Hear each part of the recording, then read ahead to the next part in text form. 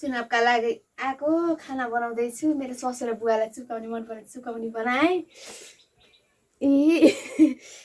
तपाईँलाई राख्छु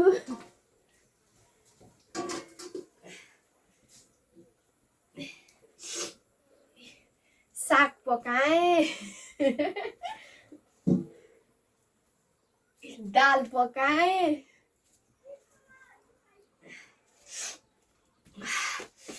अब यहाँ चटनी पिस्छु अब यो टमाटर पोलिछु यहाँ भात पाक्दैछ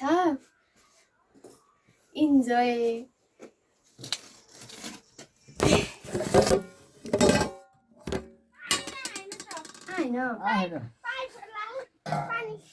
गाउँको लाइफ चाहिँ खत्रै हुने कि आँखा यस्तो गराउँदै बस्दै फुत्ताएर तर एकदम रमाइलो लाग्छ मलाई गाउँको जिन्दगी चाहिँ है रसिका तिमीलाई यता देखाउने हाम्रो यत्रो भात चाहिँ यसमा पाक्छ म अब चटनी पिस्न जान्छु है नानी ल तिमी बस चटनी पिस्न पर्यो मलाई मनपर्छ चटनी फेरि पिरो गराएर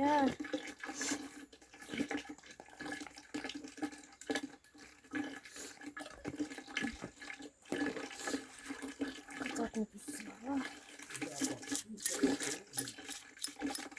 यो चाहिँ मेरो लागि हो कि पुरै लागिरहेको हो त तिमीको धनी आमा पनि किराएको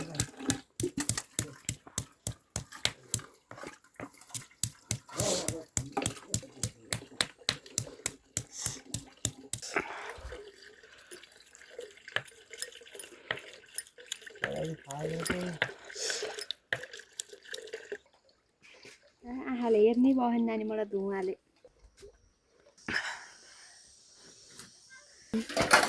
पकाएर भ्याए भाँडाको पालो आयो मेरो जान्छ सजामा नभए भाँडा चाहिँ चिया खाएर मात्रै हुने कि के हुन्छन् भाँडा साबुन नल्याएर गर्नु पर्यो केही छ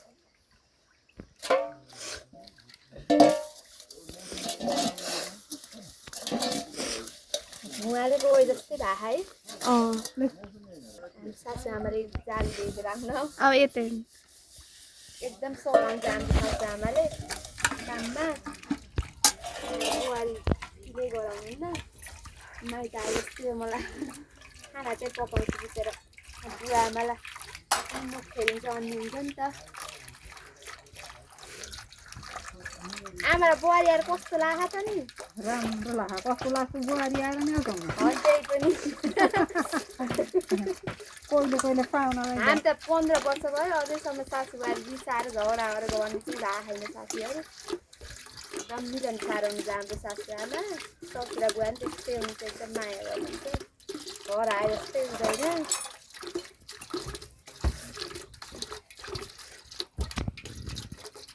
पखाल्छु हाम्रो सासुलाई छुटिँदा पनि के फेरि एउटीले धारो समात्ने पखाल्ने रमाइलो है आमा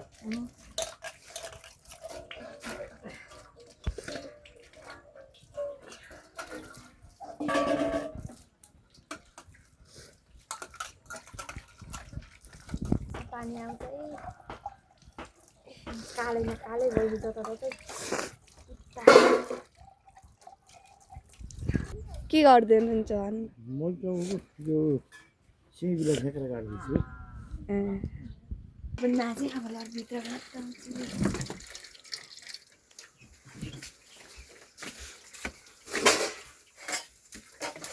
धुवाले लास्टै गरायो मेरो आँखा फेरि